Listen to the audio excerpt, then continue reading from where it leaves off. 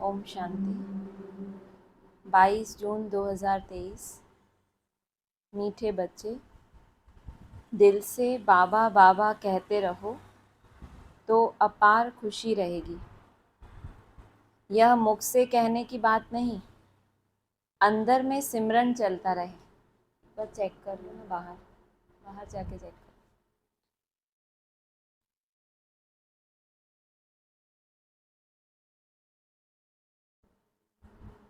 नहीं तो सेट नहीं हुआ ना।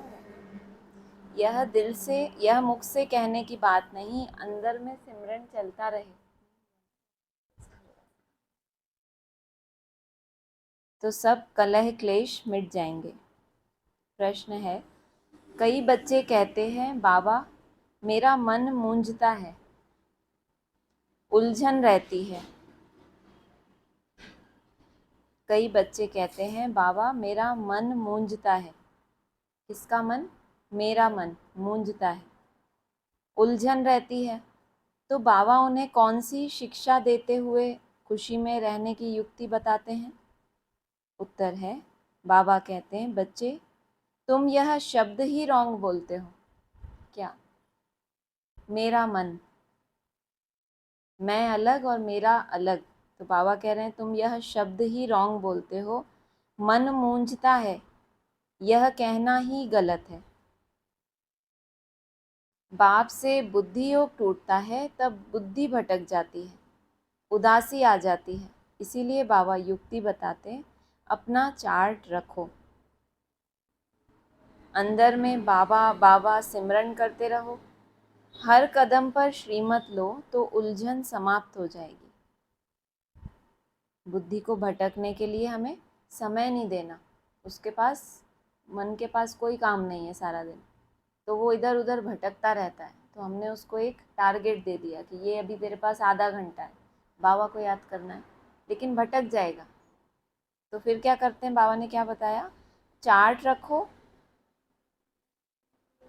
बुद्धि जब भटकती है तो उदासी आ जाती है, इसलिए बाबा युक्ति बताते हैं, अपना चार्ट रखो, अंदर में बाबा बाबा सिमरन करते रहो, हर कदम पर श्रीमत लो तो उलझन समाप्त हो जाएगी। गीत है, बनवारी रे जीने का सहारा तेरा नाम।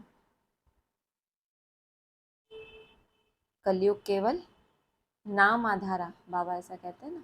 अगर बाबा बाबा भी कहते रहे और चार्ट के ऊपर अटेंशन रखा तो पार। ओम शांति। निराकार भगवानुवाच, निराकार बच्चों प्रति। निराकार भगवानुवाच किस द्वारा? इस लोन लिए हुए तन द्वारा समझाया गया है। निराकार परमपिता परमात्मा का कोई शारीरिक नाम नहीं है। बाकी जो भी मनुष्य मात्र हैं उनका शारीरिक नाम पड़ता है, उस नाम से बुलाया जाता है। जैसा काम करते हैं वैसा नाम पड़ जाता है। तो मनुष्य हैं तो बार बार चोले बदलते हैं, अलग अलग काम करते हैं, तो उनके नाम बदलते रहते हैं। निराकार परमपिता परमात्मा का कोई शारीरिक नाम नहीं है, उसकी आत्मा सदा ही कल्याणकारी है, इसलिए उसकी आत्मा का नाम शिव है। बाकी जो भी मनुष्य मात्र हैं उनका शारीरिक नाम पड़ता है। जितने भी देवी देवता हैं, राम है, कृष्ण है, संगम पे आकर्षण किया भगवान ने उस तन द्वारा तो नाम पड़ा कृष्ण। हर जन्म में तो कृष्ण नहीं है, हर जन्म में आकर्षण करेगा?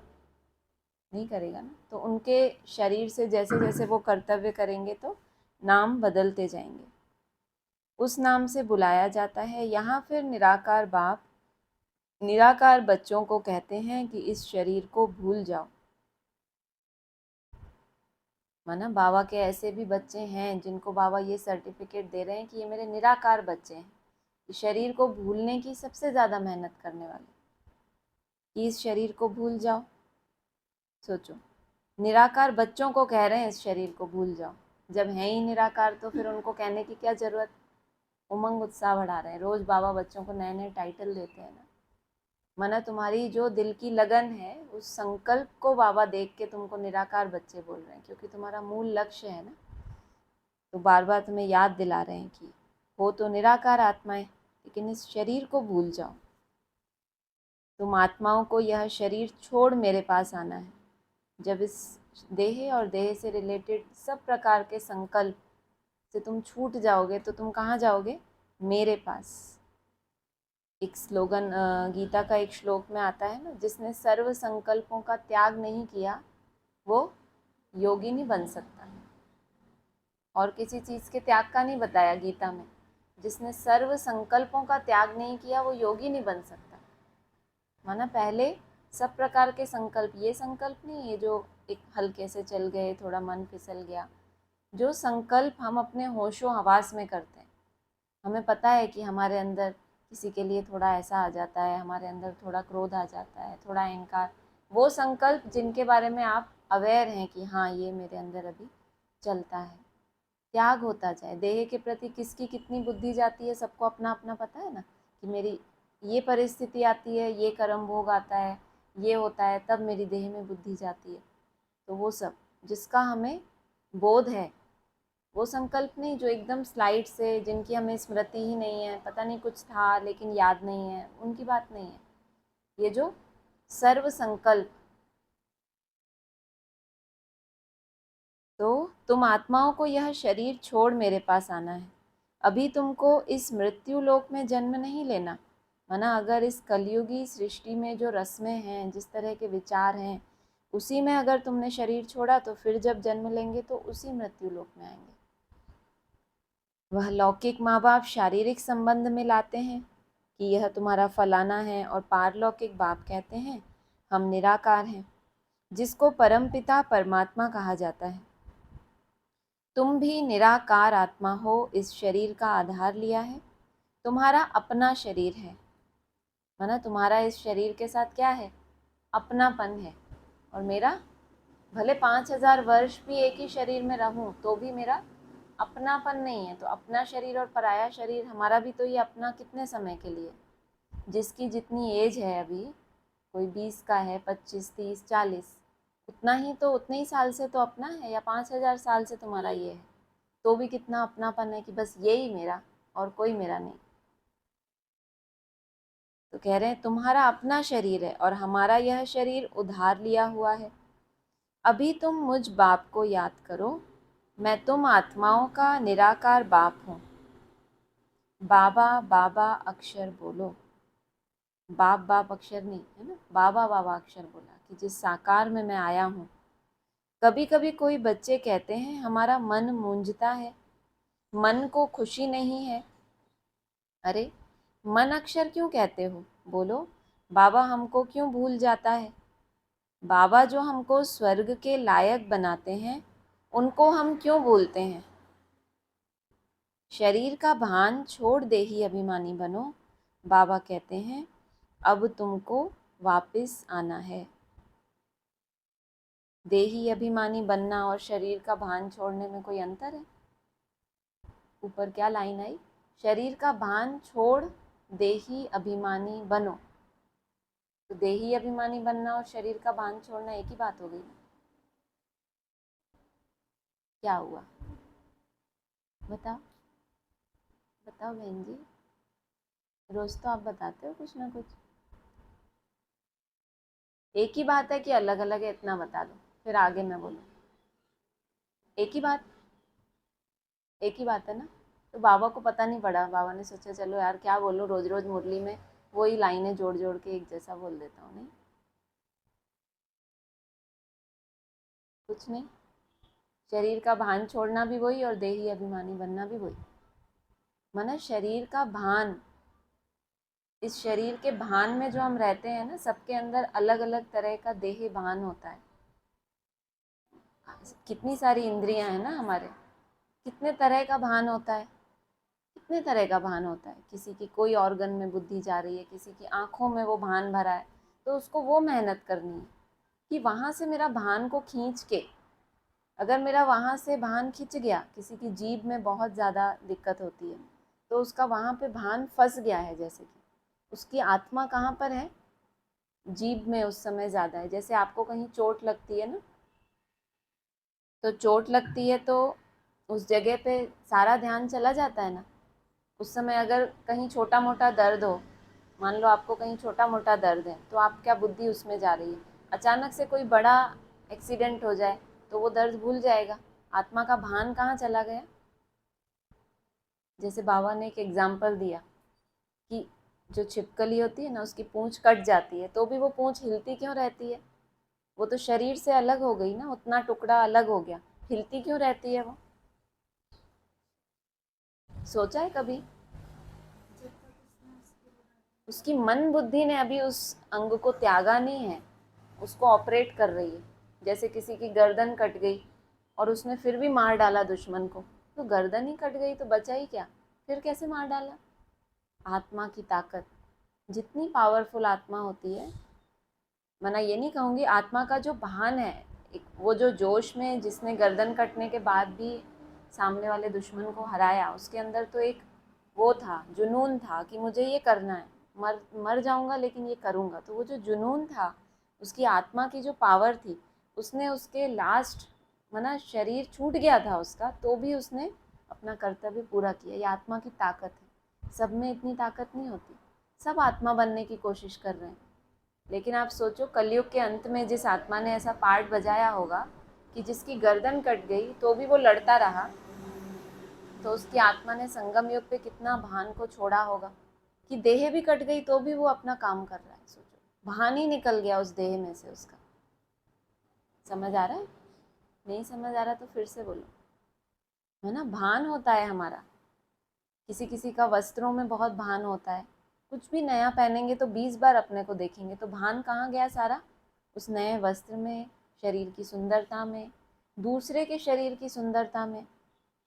दृष्टि से बहुत दिक्कत है, दृष्टि बहुत ज़्यादा जाती है, चाहे पुरुष की स्त्री में जाए, स्त्री की पुरुष में जाए, किसी भी तरह से जाए, वो काम विकार का भान हो सकता है, क्रोध का हो सकता है, लोभ का हो सकता है, किसी का कोई पर्टिकुलर स्वभाव देख के एकदम बुद्धि हमारी आत्मिक स्थिति से एकदम नीचे आ जाती है। ऐसा होता है ना कि किसी का कोई विशेष स्वभाव संस्कार होता है, जब वो देखते हैं तो हम एकदम, हमें लगता है कि ये हमारा भान एकदम यहाँ से कहाँ आ गया, एकदम पर में चला गया, स्व से एकदम कूद के कहाँ चले गए, पर में चले गए।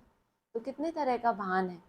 तो ये सबसे बुद्धि को समेटना, उसके बाद देही अभिमानी बनना। बाबा कहते हैं अब तुमको वापस आना है। जो वहाँ बैठा है वो हमको बोल रहा है कि तुमको वापस आना है। वैसे कहते हैं तुम्हें अब घर जाना है। जो यहाँ वाला बाप है हमारा, वो हमें कहता है जाओ उधर। वो जो वहाँ बैठा है वो हमको कहता है आओ इधर। फिर भी तो ऊपर है सबके मुकाबले।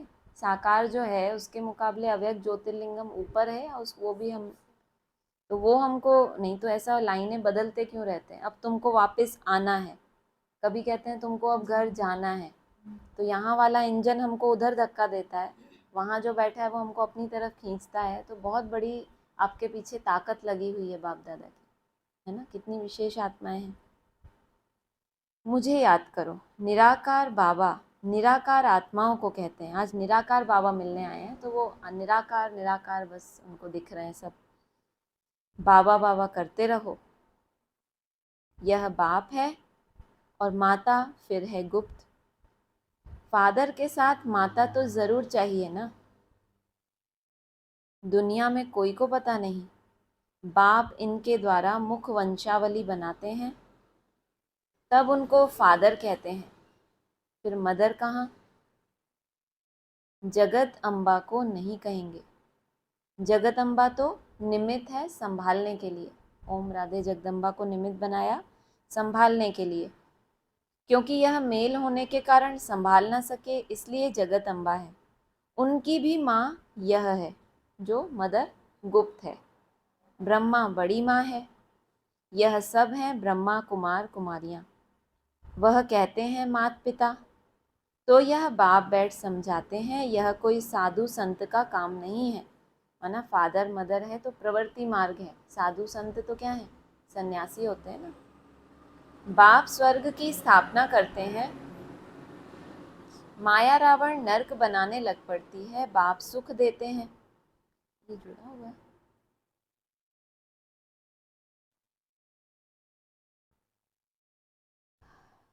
माया दुख देती है, यह है ही सुख दुख का खेल, और है भारत के लिए। भारत हीरे जैसा था, अब कौड़ी जैसा बन पड़ा है। भारत में पवित्र गृहस्थ धर्म था, जिन्हों के चित्र हैं।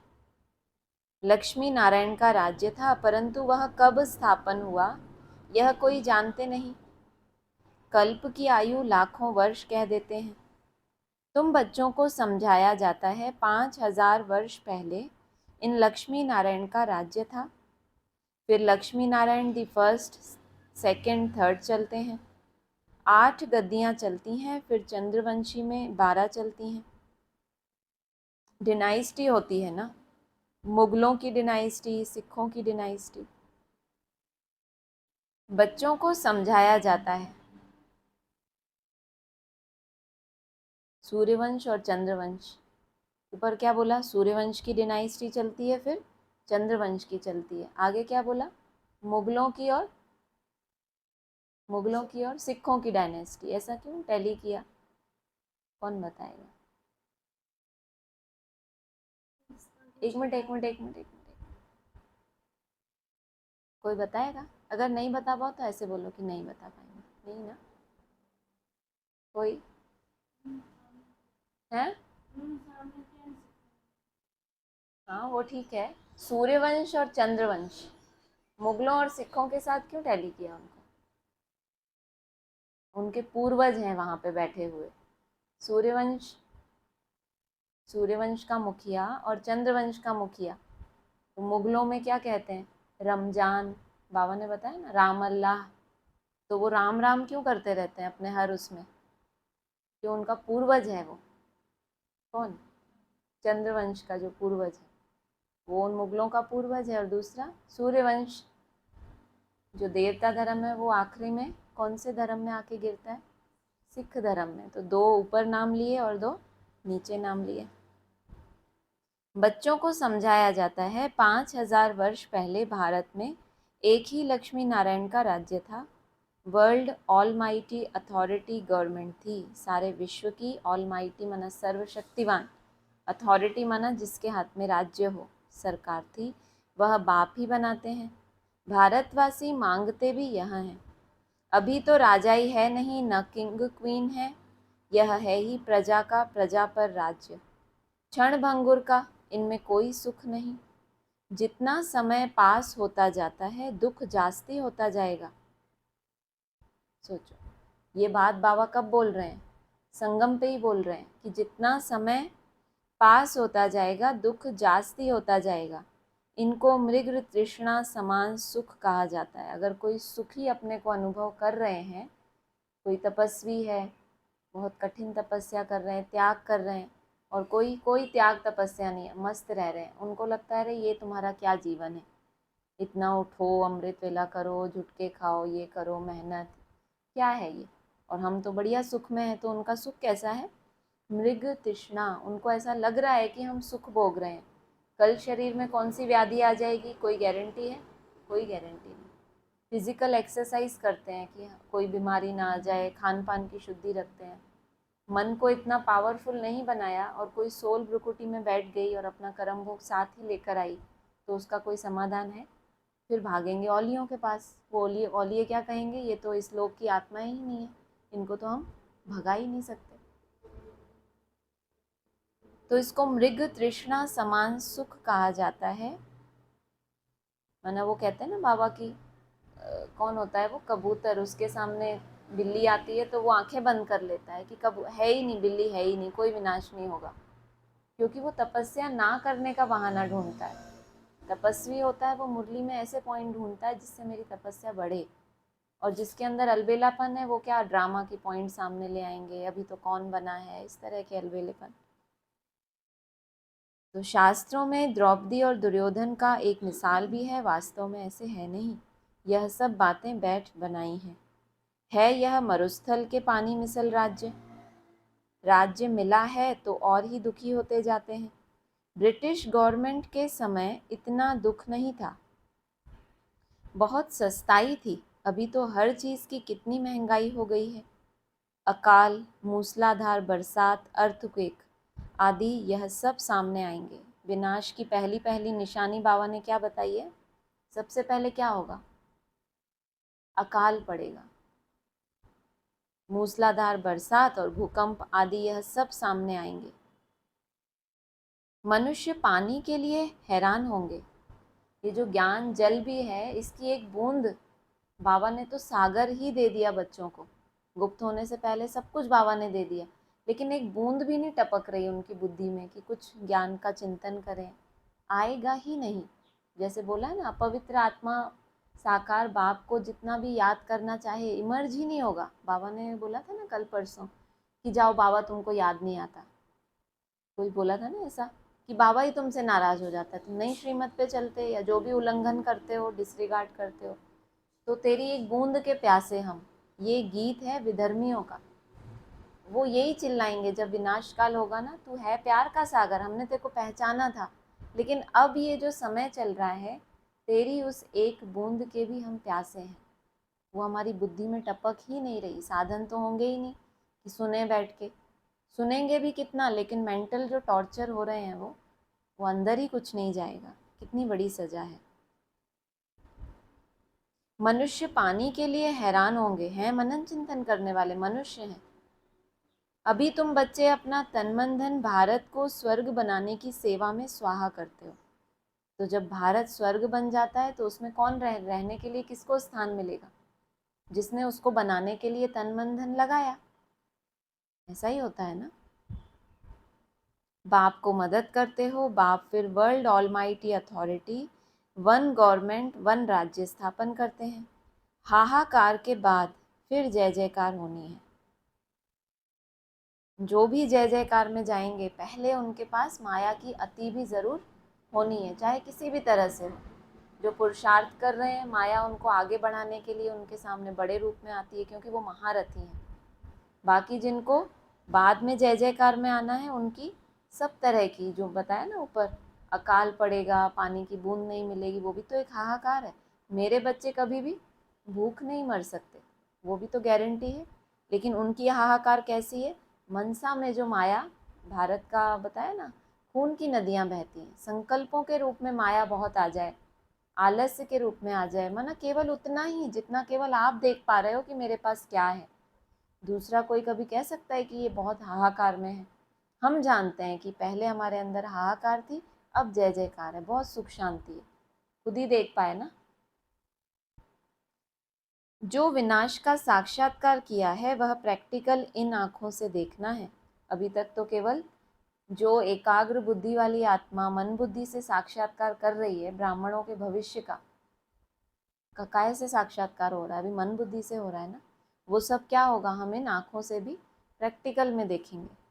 तो बाप बैठ समझाते हैं, तुम अपने को आत्मा समझो, बाबा के बच्चे हैं, बाबा बाबा करते रहो। मन मूंझता है, मन में खुशी नहीं है, यह मन अक्षर निकाल दो। ये मत बोलो बाबा को पसंद नहीं आ रहा, कुछ नहीं लग रहा, मन नहीं लग रहा, बुद्धि भटक रही है, क्या बोलो? बाबा बाबा करते रहो। कहाँ तो हेडिंग में बोला था निराकार बाप निराकार आत्माओं से बात करते हैं, फिर बीच में क्या बोले? तुम बस बाबा बाबा करते रहो। बाबा को तुम्हारी यही अवस्था पसंद है कि तुम कम से कम उस निराकार बाप जो तुमको साकार में मिला है, उससे मेरी बुद्धि कहीं इधर उधर ना जाए, तो तुम जाप का भी सहारा ले रहे हो। कितनी ईमानदारी है तुम्हारे अंदर। ये अहंकार नहीं है कि मैं तो केवल बीज रूप में ही टिकूंगा भाई, ये छोटा मोटा पुरुषार्थ मैं नहीं करता। लेकिन नहीं, किसी भी तरह से मैं जुड़ा रहूं। अगर एकाग्रता है, मनसा हल्की है, तो मैं ऐसे याद करूं। नहीं, अगर व्यर्थ हो रहा है तो मैं बाबा की मुरली सुन के, किसी भी तरह से मैं बस उससे जुड़ा रहूं। बाबा बाबा करते रहो, मन मूंझता है, मन में खुशी नहीं है, यह मन अक्षर निकाल दो। बाबा को याद नहीं करेंगे तो फिर खुशी कैसे होगी? खुशी ना होने का मूल कारण बता दिया। हम कहते हैं ना ऐसा होता है ना, तब बस हम थोड़ा डिस्टर्ब हो जाते हैं, ऐसा होता है ना बस तब थोड़ा सा ऐसे होता है, बाकी तो हमारा वो ऐसा जब होता है उस समय अगर आप बाबा बाबा करते रहो तो बाबा से जुड़े रहे तो खुशी नहीं जा सकती। अपने आप को न जानने के कारण ही दुखी होते हो। तुम मन अक्षर क्यों कहते हो? अरे तुमको बाप याद नहीं पड़ता, बाप को भूल जाते हो क्या? लौकिक बाप के लिए कभी कहते हो क्या कि हमको याद नहीं पड़ता है? छोटे बच्चे को भी सिखलाया जाता है, यह माँ बाप है, यह बेहद का बाप कहते हैं मुझे याद करो, तो मैं तुमको स्वर्ग में ले जाऊंगा। सिर्फ बाबा का बनना है। बाप कहते हैं मेरी मत पर चलते रहो। बाप को तो पोता मेल भी बताना पड़े ना। बाप को अपने बच्चों का पता रहता है ना कि यह कितनी कमाई करता है, तो बाप को जब बताएंगे तब तो पता पड़े। बाप तो झट बताते हैं, तुमको वैकुंठ का मालिक बनाता हूँ। बाबा कहते हैं मैं तो दाता हूँ, तुमको देने के लिए आया हूँ। तुम भी अपना सब कुछ सफल करने वाले हो, इसलिए भविष्य के लिए अब बनाना है। जो जितना सफल करेंगे उन्हें उतनी बड़ी वैकुंठ की बादशाही भी मिलेगी। जो जितना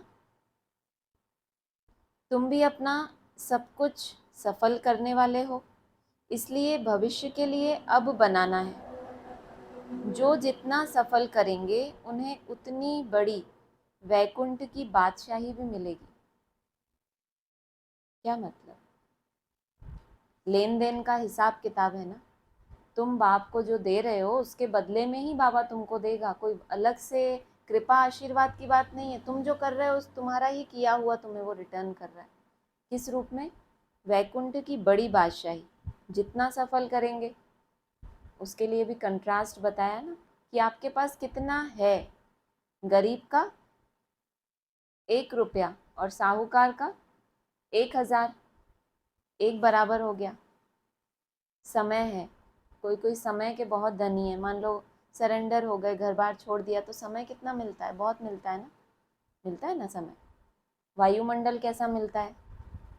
और जितना सफल करेंगे का मतलब समझना है कि हमारे पास है कितना।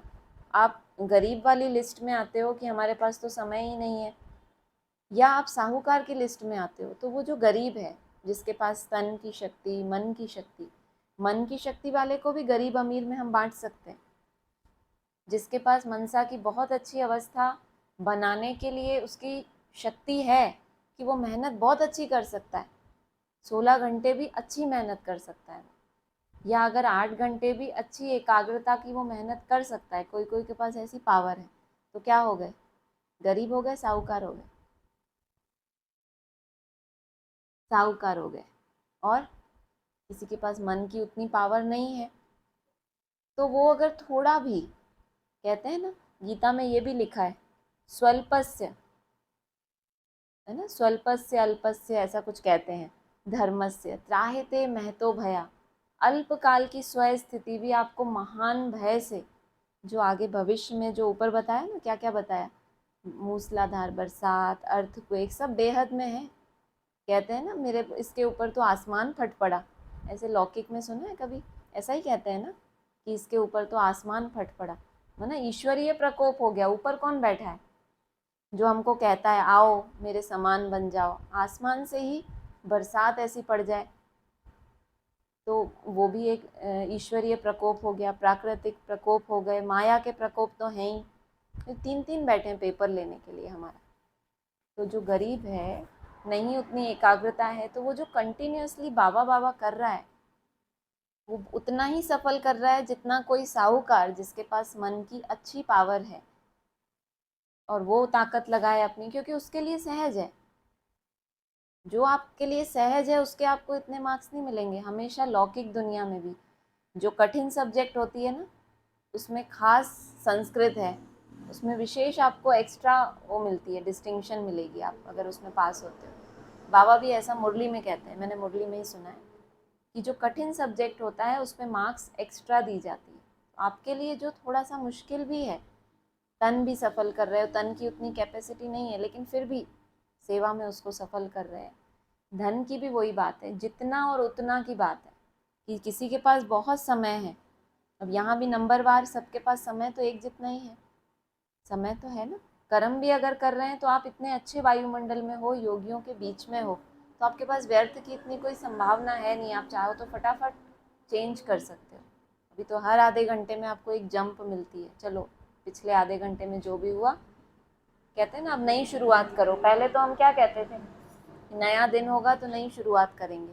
हर दिन अपने साथ एक नवीनता लेके आता है। अभी हर दिन की बात नहीं है, हर आधे घंटे में एक नई शुरुआत की, चलो ये आधा घंटा वेस्ट हो गया, अब मैं बहुत अच्छा करूँगा। सोचो बाबा ने कितना अच्छा कर दिया आपके लिए। पहले तो क्या सोचते थे, अरे आज चार्ट कम हो गया, अब कल देखेंगे। वो कल कितना दूर था हमारे लिए। अभी क्या हो गया, अरे चार्ट अभी ये आधा घंटा मेरा एल हो गया, अभी आधा घंटा मेरा। तो नई शुरुआत करने के लिए भी कितना आपको आसान कर दिया बाबा ने। तो भविष्य के लिए उतनी बड़ी वैकुंठ की बादशाही मिलेगी, माना उतनी लंबे समय के लिए। बड़ी माना क्या, जितनी जल्दी आपको मिल जाए। जैसे राम बाप के लिए कहते हैं ना 76 से स्वर्ग में चले गए, 76 से वो आत्मा स्वर्ग में है, और अभी अभी तो स्वर्ग से नीचे आने की बात ही नहीं, तो कितनी लंबी बादशाही मिल गई उनको। मान लो 99 से भी कहो, 30-33 साल से भी कहो, तो भी सबसे ज़्यादा वैकुंठ की बादशाही किसको मिली, महादेव को मिली ना। तो उतनी बड़ी वैकुंठ की बादशाही माना जितना जल्दी मिल जाए, और अंत तक तो चलनी है। जब से आपको मिल गई, कहा ना बाबा ने, एक बार अतीन्द्रिय सुख शुरू हुआ आपका, फिर वो कभी ख़त्म होने वाला नहीं है। बस वो शुरू कितना जल्दी हो रहा है, उससे पता चलेगा कि कितनी बड़ी बादशाही मिली आपको।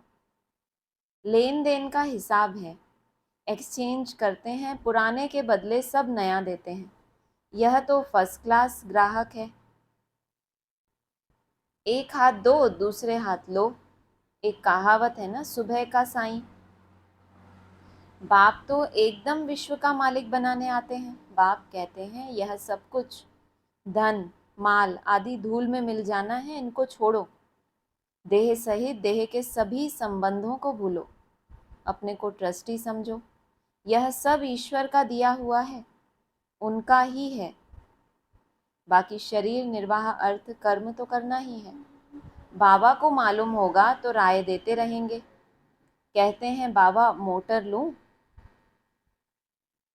हिल गया लगता है। अच्छा पैसा है तो भले मोटर लो। मकान बनाना है, अच्छा भले बनाओ, राय देते रहेंगे। पैसा है तो खूब मकान बनाओ, एरोप्लेन में घूमो, भले सुख लो, बच्चों को ही मत देंगे ना। भले भले लगा के हाँ हाँ बोलते रहेंगे। कन्या की शादी के लिए पूछते हैं, अगर ज्ञान में नहीं चल सकती तो भले करा दो। बाप ब्रैकेट में ब्रह्मा लिखा है, हमेशा, उसको थोड़ा प्रेस करना, ये सही करो नीचे से। बाप हमेशा राइट डायरेक्शन देंगे, माना ब्रह्मा भी हमेशा राइट डायरेक्शन देंगे। छोड़ दो कोई, अगर रॉन्ग दिया तो रिस्पॉन्सिबल शिव बाबा है, वह तो फिर धर्मराज भी है ना। यह कोई कॉमन सत्संग नहीं है। कॉमन सत्संग माना जहाँ पर सुना समझा, घर गए तो जैसे के तैसे। यहाँ पर कौन बैठा है, धर्मराज भी है ना। गॉड फादरली यूनिवर्सिटी है। बाप राय देते हैं, बच्चे स्वर्ग के मालिक बनो, श्रीमत पर चलो, देही अभिमानी बनो। वहाँ के नाम भी कितने सुंदर होते हैं। कहाँ के नाम, स्वर्ग के। बसरमल आदि नाम वहाँ होते नहीं। बसर जो होता है ना, भूख और बसर, एक वो होता है, पता नहीं वो बाबा क्या बताते हैं। वहाँ रामचंद्र कृष्णचंद्र आदि नाम होते हैं। श्री का टाइटल भी मिलता है, क्योंकि श्रेष्ठ है ना। यहाँ तो कुत्ते बिल्ली सबको श्री श्री का टाइटल देते रहते हैं। तो बाप समझाते हैं यह पुरानी छीछी दुनिया है, यह सब खत्म हो जाना है। अभी तुम मेरी श्रीमत पर चलो। श्रीमद् भगवत गीता है मुख्य। कौन ज्वाइन कर रहा है, बाकी वेद शास्त्र आदि तो अनेक हैं।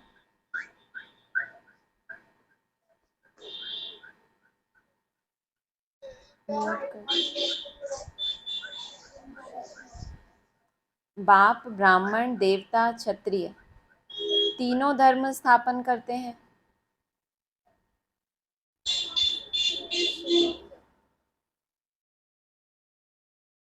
उनको अलग से कॉल करो, शिखा माता को अलग से कॉल करो इसमें। बाप ब्राह्मण देवता क्षत्रिय तीनों धर्म स्थापन करते हैं, फिर इब्राहिम अपना धर्म स्थापन करते हैं।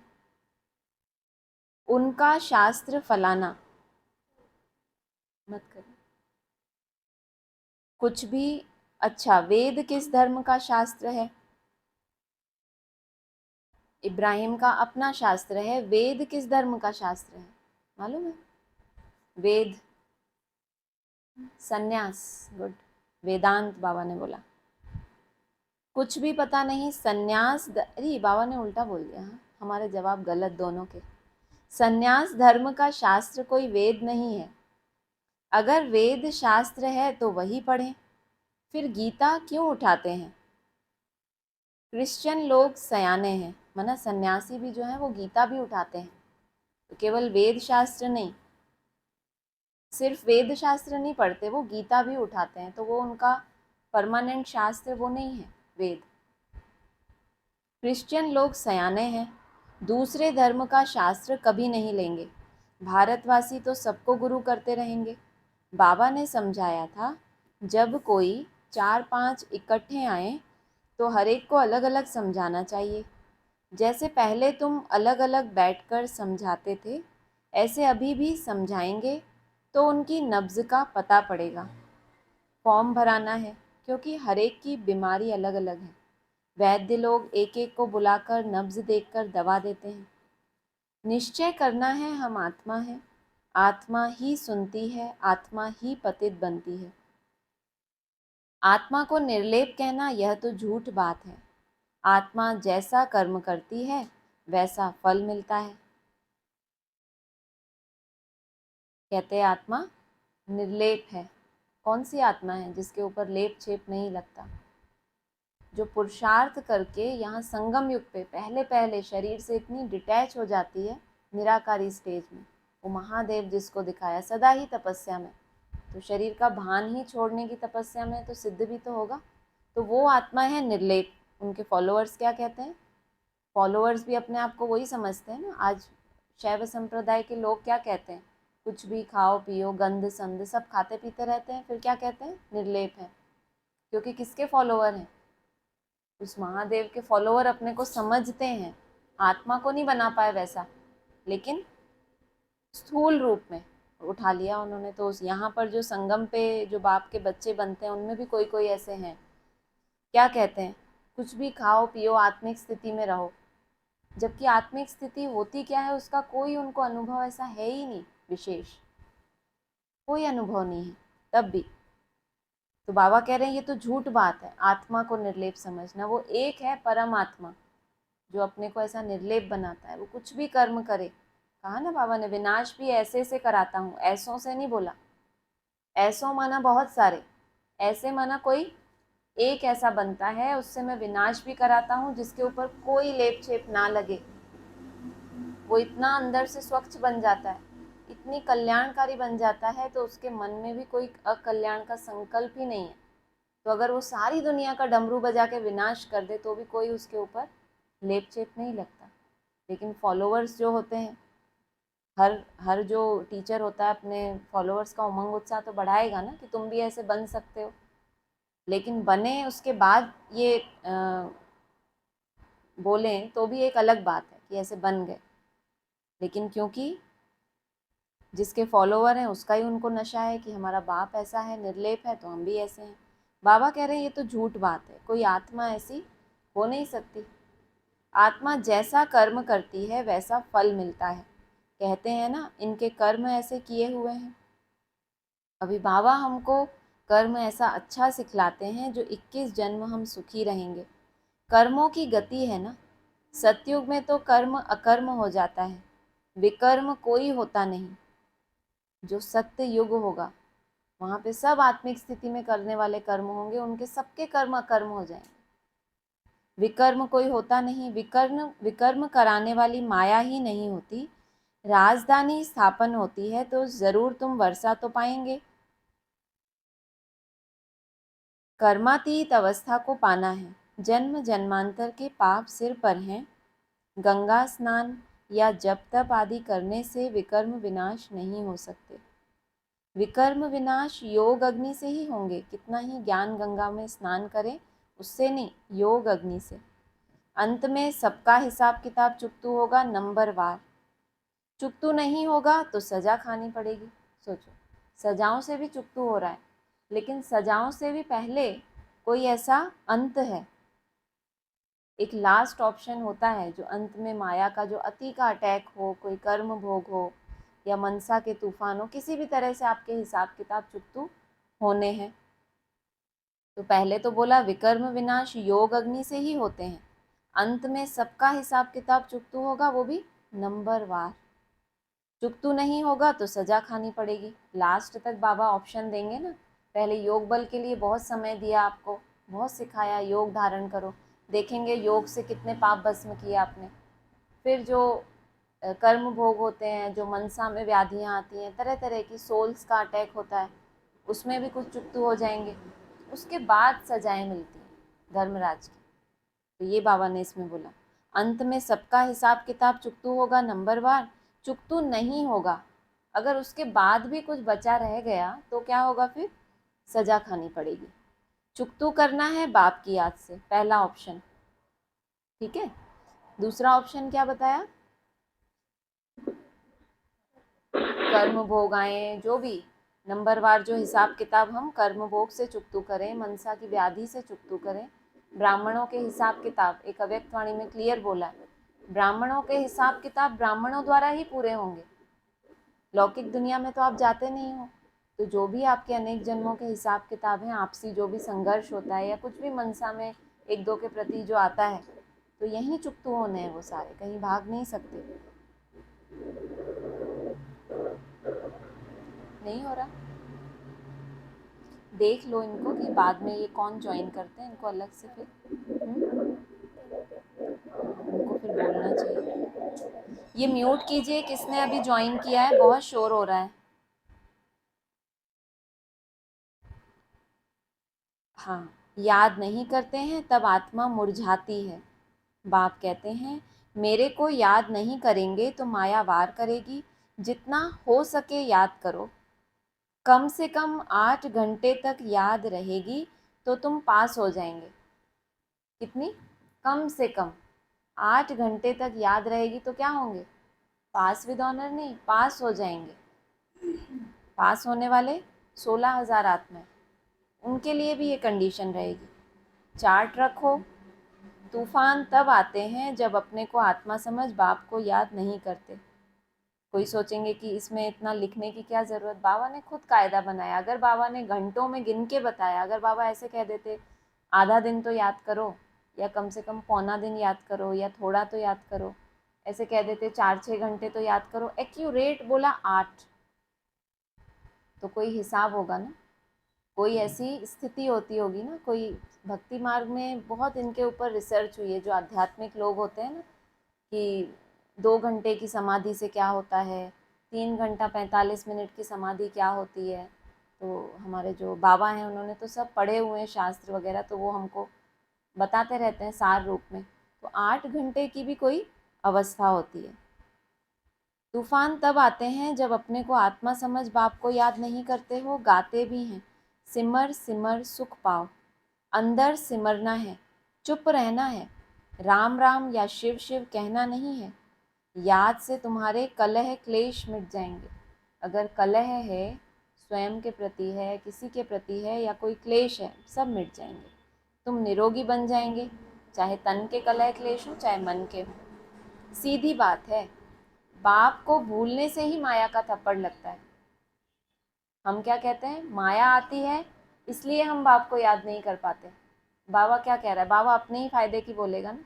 बाबा क्या कह रहे हैं, बाप को भूलते हो तो ही माया का थप्पड़ लगता है। अब तो नहीं बोलेंगे कि माया आती है तो हम ये नहीं कर पाते। पक्का कर लो हम भूले हैं इसलिए गड़बड़ हुई है कुछ, हम भूले ही क्यों। बाप कहते हैं रहो भी भलग्रस्त व्यवहार में, कदम कदम पर बाबा से राय पूछते रहो, कहाँ पाप का काम ना हो जाए। कन्या ज्ञान में नहीं आती है तो उनको देना ही पड़े। बच्चा अगर पवित्र नहीं रह सकता तो अपना कमा सकते हैं, वो जाकर शादी करें। कई फिर बाप की मिल्कियत पर बड़ा झगड़ा करते हैं, पूरा समाचार नहीं देते, वह हुए सौतेले। माना घर गृहस्थ में रहते हैं, किसी की कन्या ज्ञान में नहीं चलती, किसी का बच्चा ज्ञान में नहीं चलता, तो उसके लिए अगर बाबा को समाचार नहीं देते तो सौतेले हुए। मातेले तो ज़रूर बताएंगे, बाप को समाचार नहीं देंगे तो बाप कैसे जाने।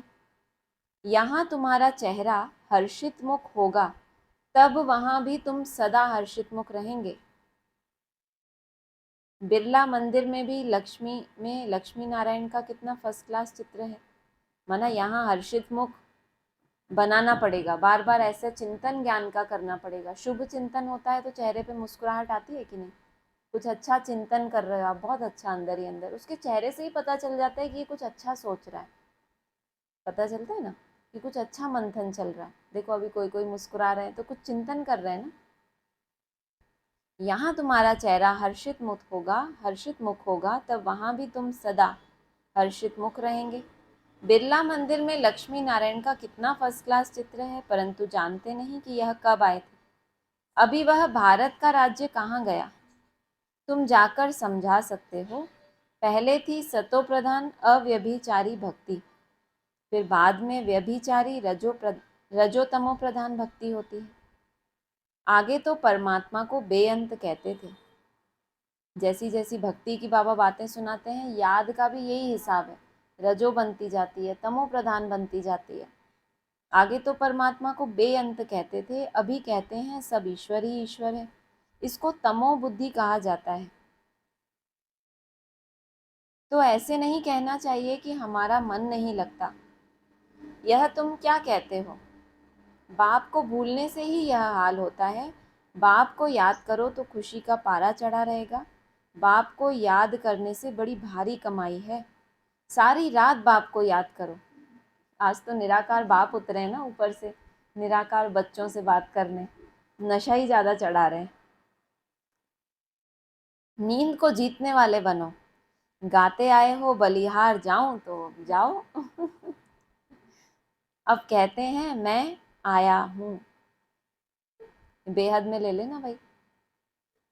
अज्ञान की जो रात, ये सारी रात चल रही है ना अभी, 11-12 बजे तक, 7 बजे से लेके 12 बजे तक क्या होती है रात। ये भी तो बाबा ने ही बोला है ना, पूरी रात 7 बजे थे 2019 में, 12 बजे तक बिल्कुल सारी रात याद ही करते रहना, बीच में कभी छोड़ना मत कि मेरा ये छूट गया। अभी तो तुमने नया शुरू किया आधा आधा घंटा, अभी थोड़ा बहुत किसी किसी का होता होगा ना ऊपर नीचे आधा घंटा भरने में, मेरा भी होता है। तो वो एक है कि इसको थोड़ा और ठीक करना है। पूरी रात, अभी जो रात 12 बजे तक चल रही है, इसको छोड़ना नहीं। अगर बाबा कोई विशेष समय पे कोई विशेष प्रावधान देते हैं हमारे लिए, तो उसमें हमारा कोई गहरा कल्याण होता है। कैसे हमने छोटे छोटे प्रयोग किए ना, हर 15 मिनट में मुंह धो रहे हैं, उसमें भी कोई रहस्य था। मानने वालों ने उसमें अपनी नूंद कर ली। एक ने कहा, माना बाप ने कहा, बच्चों ने माना, ताज़ा ताज़ा डायरेक्शन। लेकिन अभी बाद में क्या होता है, धीरे धीरे थोड़ा सा उसमें अलबेलापन आ जाता है। लेकिन अब फिर से अलर्ट करना, क्योंकि बाबा ने बोला ना सारी रात बाप को याद करना। तो सारी रात जो अभी गहरी रात आ रही है, शायद इसीलिए बाबा ने हमको हर आधे घंटे में चेकिंग करने के लिए बोला। बाबा माया को चांस ही नहीं देना चाहते ज़्यादा, क्योंकि ऊपर बाबा ने बता दिया ना कि तुम भूलते हो तो माया थप्पड़ लगाती है। बाबा ने कारण भी बताया, भूलते हो तो माया आती है। फिर बाबा ने समाधान भी तो दिया। समाधान हमने थोड़ी निकाला। हर आधे घंटे में चार्ट नोट करना, ये समाधान भी किसने बताया। भूलोगे ही नहीं तो वो आएगी ही नहीं। तो सोचो बाबा हमको कितना सुंदर पढ़ा रहे हैं, फिर प्रैक्टिकल में हमको समाधान भी दे रहे हैं। ऐसे नहीं कि बाबा आप तो बड़ी बड़ी बातें बोलते हो, फिर प्रैक्टिकल में आप आके तो देखो कैसे कैसे माया आती है। बाबा ने तुमको तरीका तो बता दिया ना, फिर बाबा बाबा करो वो भी मना नहीं है। अरे मेरी तो यही हिल गई। हम्म। तो बिरला मंदिर में लक्ष्मी नारायण का कितना फर्स्ट क्लास चित्र है, परंतु जानते नहीं कि यह कब आए थे। अभी वह भारत का राज्य, हाँ ये हो गया, तमो बुद्धि कहा जाता है। तो ये भी हो गया। नींद को जीतने वाले बनो, गाते आए हो बलिहार जाऊं, अब कहते हैं मैं आया हूं तो मामेकम याद करो ना। मुझ आत्मा का बाप वह है, उनको याद करना है। करो ना करते करते, बाबा कितने सालों से ये मुरलियों में मुझे याद करो ना करो ना। फिर प्रैक्टिकल में भी करो ना दिखा दिया कि अगर ना किया तो क्या होगा। तो सारी दुनिया के लिए इतनी बड़ी परिस्थिति। मुझ आत्मा का बाप वह है, उनको याद करना है। इनसे ममत्व मिट जाना चाहिए। किससे? किससे ममत्व मिट जाना चाहिए? ये जो इनसे है, जिससे हम, हाँ, जो हमें साकार में दिखता है, जो बाप का माध्यम है। ममत्व नहीं होना चाहिए। रिगार्ड होना अलग बात, और ममत्व होना, ममत्व माना मेरा, मुझे ये मिले, मेरा ये हो, उसमें मैंपन है और मेरापन भी है, तो ममत्व मिट जाना चाहिए। मम माना मेरा। पुराने घर से नष्टो मोहाबन एक के साथ बुद्धि लगानी है तो पक्के हो जाएंगे। जब तक बुद्धि में दो भी हैं तो कुछ ना कुछ कच्चापन रहेगा, जो शायद अभी महसूस ना हो, लेकिन आगे जाके पता चले। मुझे अब नए घर में जाना है, तो पुराने घर से क्या ममत्व रखें? नया मकान बनाया जाता है तो फिर पुराने से दिल हट जाती है ना। बाप कहते हैं देह सहित सब कुछ यह पुराना है। अब बाप को और वर्षे को याद करो। अब नया नया मिला कि नहीं? नया टारगेट मिला? नए बाप का परिचय मिला कि नहीं, जिसका अभी तक परिचय ही नहीं था? तो नया मिला तो जो पुराना है उससे बुद्धि हट जानी चाहिए या नहीं हट जानी चाहिए? कितना ऊंचा टारगेट मिला, कहाँ पहुंचना है? सतो प्रधान बाप, इनको भी कहाँ तक पहुंचना है? उन तक पहुंचना है। तो वो मिल गया, ऊंचे से ऊंचा टारगेट दिखा दिया बाबा ने। अब तो दिल हटाएं पुराने मकान से। नया मकान बनाया जाता है तो फिर पुराने से दिल हट जाती है ना। बाप कहते हैं देह सहित सब कुछ यह पुराना है। अब बाप और वर्षे को याद करो। इस पढ़ाई से हम प्रिंसेस जाकर बनेंगे सतयुग में। सेकंड में बाबा प्रत्यक्ष फल देते हैं। यह है प्रिंसेस बनने का कॉलेज। आपका 21 दिन का सेकंड भी पूरा होने वाला है ना। दिख रहा प्रत्यक्ष फल? दिख रहा होगा ना, गुप्त रखना होगा शायद। प्रिंसेस का कॉलेज नहीं, यहाँ बनना है।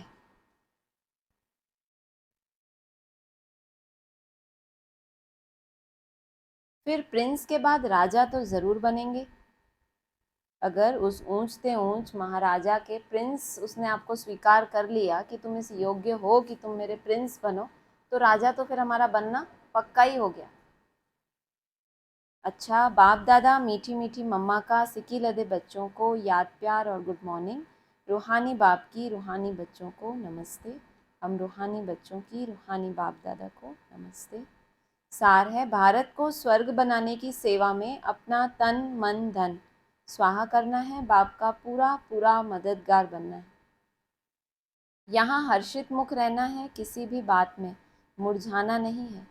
बाप की याद से सब कलह क्लेश मिटा देने हैं। वरदान है, अथॉरिटी के आसन पर स्थित रहे सहज योगी जीवन का अनुभव करने वाले महान आत्मा भव। जैसे स्पीकर की सीट सहज ही ले लेते हो, ऐसे अभी सर्व अनुभवों की अथॉरिटी का आसन लो। अथॉरिटी के आसन पर सदा स्थित रहो, माना जो अनुभव हुआ है उसके ऊपर आपका इतना कॉन्फिडेंस हो जाए, ये है अथॉरिटी का आसन, कि ये मेरा परमानेंट हो गया, इसमें मेरे को कोई डाउट नहीं है कि ये कल को ना हो। तो ऐसे सभी अनुभवों के अथॉरिटी का आसन लो। अथॉरिटी के आसन पर सदा स्थित रहो तो सहज योगी, सदा के योगी, स्वतः योगी बन जाएंगे। ऐसे अथॉरिटी वालों के आगे माया झुकेगी, न कि झुकाएगी। जैसे हद की अथॉरिटी वाले विशेष व्यक्तियों के आगे सब झुकते हैं। हद की अथॉरिटी वाले देखें, छोटे मोटे ही होते हैं, कोई गांव का सरपंच होता है, कोई शहर का कोई मेयर होता है, ऐसे होते हैं ना। वो कहीं आते हैं तो लोग वैसे ही उनके सामने झुकने लगते हैं। तो बाबा कह रहे हैं माया भी तुम्हारे सामने ऐसे ही झुकेगी। अथॉरिटी की महानता सबको झुकाती है, सिर्फ आपके अंदर वो अथॉरिटी आ जाए कि ये माया मेरा कुछ भी बिगाड़ नहीं सकती। सिर्फ कहने के लिए नहीं, आपके पास वो अनुभव आ जाए कि ये माया आई थी और मैंने कितनी जल्दी इसको जीत लिया। हर बार ऐसे ही जीतते जीतते एक बार क्या हो जाएगा, इतना कॉन्फिडेंस आ जाएगा कि अब नहीं। ऐसे आप महान आत्माएं अनुभवों की अथॉरिटी में रहो तो सब आपे ही झुकेंगे, किसी को झुकाने की दरकार नहीं, सब आपे ही झुकेंगे। स्लोगन है, सदा खुश रहना, खुशी का खजाना बांटना और सब में खुशी की लहर फैलाना, यही श्रेष्ठ सेवा है। अच्छा, ओम शांति।